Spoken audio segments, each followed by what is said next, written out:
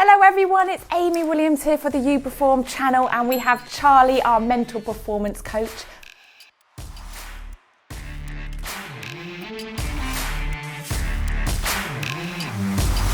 First of all, happy Christmas to you all. I am remembering to put on my Christmas jumper, unlike you, Charlie. I know, I've got an apology to make. I completely forgot to bring it, but I know, hey. we'll let you off. Now with Charlie, over the last few weeks, we've been covering visualization, breathing, relaxation, and today we're going to talk about stress, which is quite a good subject, seeing as it's Christmas and we could be going through quite a stressful day with Christmas dinner and all the preparations and all the rest of it. Now, how are we going to... And the in-laws as well. And the in-laws? Yeah. Well, this is true. Yeah, although maybe not this year. Maybe not this year, yeah. Well, anyway, the stress of Christmas, but also in competition and when we're competing, you're going to help us know how we can invite that stress in and how actually we can use it to our benefit. Yeah, it sounds weird, doesn't it? And we've spoken about this before, the idea of actually inviting stress, like being good with stress rather than just sort of holding it at arm's length. It would be great to be able to have a chat about how we bring this all together. I call it stress inoculation, which actually comes from special forces who kind of use this term of stress inoculation, because it's one thing being able to do a skill. It's another thing being able to do it consistently, and we spoke about that in some of the earlier vlogs. And now it's about being able to do it consistently under pressure. And in order to do that, we've got to be able to be really comfortable with stress. And I think part of that is about being able to kind of invite it more into our day-to-day. And let's face it, none of us enjoy stress. We're not really comfortable with it. And when we are stressed, you know, you're kind of like, what do I do, or what do I do? And you're anxious, and that can just kind of be a downward spiral. Well, that's interesting, because I think you speak for many when you say that, definitely. But I would almost start to challenge that and start to think about what would it take to be able to enjoy stress. Because actually I think we do to some degree enjoy being a little bit wired, and we enjoy kind of a busy life. Let's face it, most of us invite a busy life all the time. So what is it about that we enjoy? And when are we enjoying it? And when is it becoming a hindrance? That's the key question in psychology. So stress is inevitable. We know that much. It's there. We've spoken about that. But this is more about how we can bring it in sort of bite-sized chunks on a daily basis. What we know is that our mind and body does respond very effectively to small bouts of stress. The technical term for it is called hardening, although I don't think I like that term because it makes it sound like, you know, we get hardened to it. But there is a very real cognitive physiological adaptation that occurs to stress, just like in our body when we're lifting weights. It was probably best for me, this was highlighted when I was an athlete, and in pentathlon, the rules changed to combine the running event and the shooting event, which sort of turned it into a really exciting sport, because rather than running and shooting separately, now what you had to do is you had to run into the range, you had to shoot down a target 5 times, 800 meters, shoot the target 5 times, 800 meters, shoot the target 5 times, 800 meters through the finishing line. That's a crazy sport. What I love about it is that you've got this kind of 800 meters is tough distance. It's a long way. Yeah. Did you used to run before? Yeah, but 800, I mean, when I was younger and whatnot, but no, I kind of made my running from like shorter until in the end I only had to do 8 like meters or 20, 30. Yeah, and it's brutal, isn't it? 800 meters is brutal. So it's a sport that combines the physicality of that horrible middle distance with the physical dexterity and focus of shooting when your heart rate's going at about 150 beats per minute. So it's a great sport for understanding and practicing this, hence the reason I studied it for my thesis. Now, what I noticed is that when these two sports were combined, there were people who were naturally quite good at it and there were people who weren't. And the people who were quite good at it seemed to be quite good with stress. Not just cognitive stress, but somatic stress, which is physical stress, which kind of makes sense, right? But I noticed that a slight mistake was made initially in how we trained athletes for it, which was the idea was that how can we put athletes under pressure and learn to deal with pressure? So we started kind of putting in £5 and, whoever won the competition would win all the money. And things like this are really good, right? They are a form of creating pressure where you wouldn't otherwise have it. But over time, it became obvious that all this extra pressure, this artificial pressure was doing, was exaggerating those who were good at it, and it was knocking the confidence of those who weren't. Why? Because what we weren't doing was focusing on a strategy for dealing with the pressure. It was literally just highlighting who was already good and who wasn't. So I think the first thing is we have to believe that we can get good at stress. And by doing that, we've got to practice it like any other skill. So for me, listening to you, I kind of feel like, well, how do I know how good I am at stress? You might feel personally as a person that you're not good at stress and you are anxious, you don't like it, you want to run away from it. But actually, in a room of 10 people, you might cope with it better than the others, but you don't realise how bad someone else is. Yeah, so how do you actually know how good you are on your own, on this scale of being good at stress or not? Yeah, it's a really good point, because we might measure ourselves. Well, I feel stress, I feel my heart rate going, I feel sort of blood pumping to my muscles, therefore maybe I'm not very good at this, I should be completely zen or relaxed, and it's just not the case. So it's a very good question. How do we know if we're good at it or not? Recent research has focused on our beliefs and attitudes towards stress, and whether they are affecting our body's ability to sort of cope well with it. Let's be clear about this. As an athlete, you should know you're good with it, because ultimately it enhances your performance. At the very worst, you don't perform any worse. If, of course, it's getting in the way, if it's stopping you from being able to perform at your best, if it's making you tense, if it's stopping you from being as accurate or as quick, as responsive, then clearly stress is having a negative effect. So I guess there's that we would know. But there was an amazing study done in the US. It was done with tens of thousands of people. It was a huge study. It was longitudinal, so it was done over a very long period of time. And they asked people, how much stress do you experience in your life in general? And they got them to grade it. And they put people into a sort of high stress category, low stress category, based purely on what they felt. And then they asked them one other question, which was, to what extent do you feel stress is good for you or bad for you? And they put them again into a category, whereas I believe it's bad for me and I believe it's good for me. After a number of years, quite a few years went by, and they looked at health records, death records. It was a very large population, and they wanted to know who had suffered from stress and who hadn't. It turned out there was zero correlation between those people who reported to experience high stress and whether they suffered negatively from stress, physically from stress.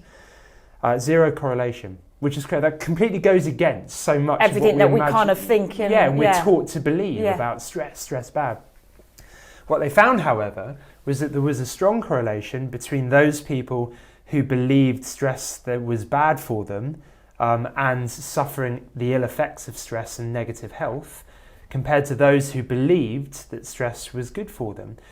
And it turned out to manifest itself in things like our blood vessels, for example. So our major vessels coming out of the heart would, if we believe stress is bad for us, would constrict and therefore increase our blood pressure.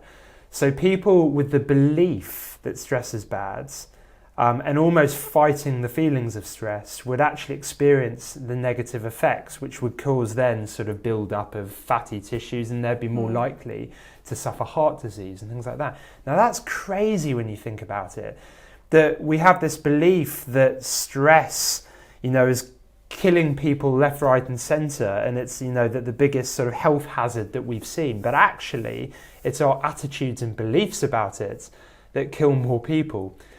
So how do we bring that back to sports, and what can we actually learn from that? Well, I'm constantly trying to challenge people's belief on the experiences that they have and how they internalize this stuff. And I believe that there are lots of ways in which we can invite stress on our terms. So for me, the equivalent of that study and doing this properly with athletes is, let's identify, 10 different ways that we can invite stress or pressure, stressors into your world. So, and I'd love to know if you did any of this as well as an athlete, but it could be as simple as, if you're a triathlete, for example, and you're going through transition, I like to use this because it's a simple example to use. If you're going to practice stress, not only do you have to be able to do your transition, as quickly as you possibly can, but now you can physically exhaust yourself, do shuttle runs, get your heart rate going at 150 beats per minute, and then practice and do that 5 times as part of an interval training. Well, that's just a simple example of where we've invited a very particular stressor, but it's on our terms. So we are now going into that situation with the belief that what I'm doing is good. It's helping me. So we start to develop internally a positive relationship with stress. I'm trying to think of one. If I was like a really evil coach, could you like slightly undo their laces, pull them out of the little loophole? So actually they came to do that and they were like, quick. And then could they cope in that scenario of almost like having to properly do their laces up, or I don't know, something that maybe a safer one than that, but okay, obviously clearly a small practice, not in a major competition, but just in a home competition or something that was really small. We did do that with the skeleton broken squad. Lace or something. I don't know. I'm trying to think of those real scenarios that we had a number of things which we used. Like we had a whole list which we kept. It was a great fun exercise as coaches coming up with potential stresses.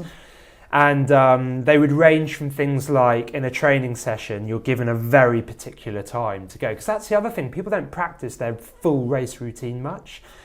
And there's something about going through your full race routine from beginning to end, which is a stressor in itself, because you're dictated to by the very timings that you will in a competition. You can't simply say, I'm feeling ready now, so I'm going to practice my push, or I'm going to practice my... You kind of know, I wouldn't get that luxury in competition, therefore I will be going at 11:32. Oh yeah, our ready sport or not. was so specific. You knew if you were number 6 off, it was almost 2 minutes per athlete. You had a set time. You could just about, unless there was a crash before you or something completely unusual happened, which would clearly knock back your time, which you had no control over. You're right. You kind of knew to the minute when it was your turn. Yeah, absolutely. So if you didn't feel you were ready for some reason, tough you've got to go. Yeah. So that in itself is a stressor. But of course, we would do things like. So, like you say, suddenly press pause and say, right, your start time's been delayed by 5 minutes. What are you going to do? And the athlete would have to respond in that moment. That should be one, I imagine, that you're fairly familiar with and comfortable with. What would I do in 2 minutes? What would I do in 5 minutes? What would I do if there was a delay by half an hour? And having these kind of plans. Caffeine is another one. I mean, I learnt that you're legally allowed to use 8 shots of caffeine, or give an athlete 8 shots of caffeine before it becomes illegal. Now, imagine 8 shots of caffeine, you're going to be wild. I didn't actually think it was that high. I always told myself in our race I wasn't allowed more than 2 strong coffees. And then if you had a Red Bull or something like, I shouldn't say that word, should I? Like some caffeinated drink, you had to then be careful because of the drugs tested. Oh, okay. You clearly then so that, couldn't. Yeah, and in competition, I think that's probably... I'm thinking in training. Okay. You'd be wired on 8. Oh, you wouldn't want that, No, I'm not suggesting that, by the way. Just don't. But you know what? You've had a few strong coffees. You've got caffeine, and now you've got to go through your routine. You're wired. Yeah. Giving yourself half the amount of warm up. Physical exhaustion, tiredness in the army. So we would learn certain standard operating procedures, which are like techniques for an athlete, or whatever they might be, whether they're sort of transitions, whether they're techniques that a combat artist might have to go through, and now you've got to do it with very little sleep. We would always wish not to have little sleep, because it's obviously a very important part of our performance. However, the reality of it is that if we know we can do it with little sleep, we feel much more confident. And you know what, before major competitions, let's face it, most people don't sleep very well. I mean, I feel like I had hardly any sleep before the Olympics for numerous reasons, either because they purposely put extremely late training the one night. I remember not coming back from the track till like 11:30 at night. You still had to prep all your sled, you still had to get yourself ready. You probably weren't going to bed till like 1:30. You still had to get up crazy early. I remember the very last track walk, I had to still get up at like 4:30. So I literally had a few hours sleep before needing to get up to do that very early track work. Maybe they were being a bit sneaky, knowing let's put a really late training session and a really early time slot that they could do. So you knew you did have to compete and maybe do that very last training day with a real minimal sleep. So that's quite normal, isn't it? And in that situation, I think what's really important is that that's an explicit thing with the coaches. So we acknowledge you're going to be tired. We acknowledge that this is going to be a challenge for you. We have to work on the strategies that allow you to perform effectively despite that. Because otherwise we go back to the very first example of the pentathletes who were great at coming up with ways of increasing stress, but actually all it did was magnify those who could do it well and those who couldn't.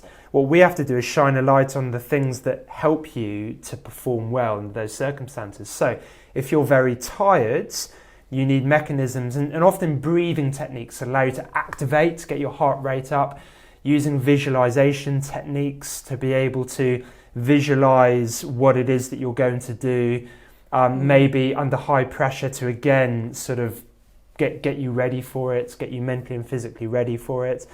So I think those examples are normal, right, for an athlete. We hope that they don't come around, but they do. I think what's really important is that we're really explicit about what we're trying to do and how we're going to deal with this particular challenge. The other thing I would say about inviting stress is to layer it. We don't want to be doing all of this stuff at the same time because otherwise stress has this cumulative effect of building on top of each other.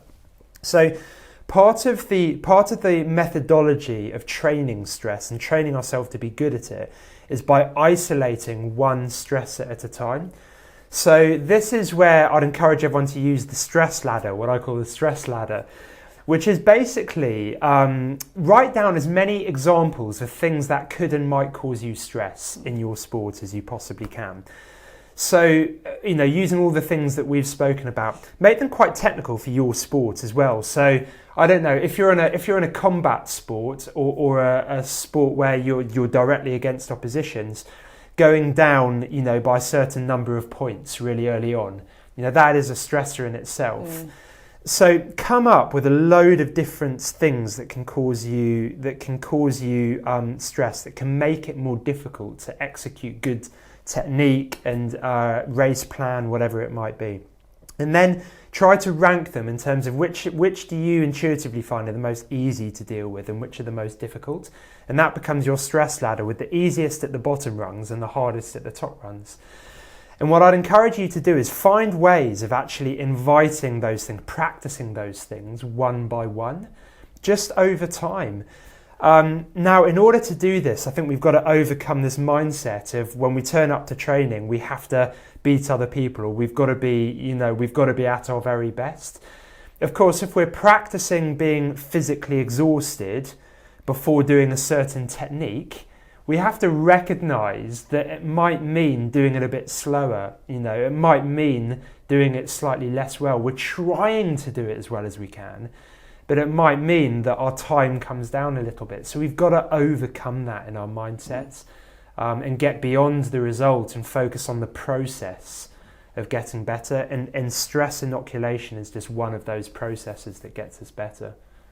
So thank you, Charlie, for another great week. It's been fascinating, and thank you very much for tuning in. Hit your bell, subscribe, tell your friends and family if you've enjoyed this, and share away. Have a very Merry Christmas.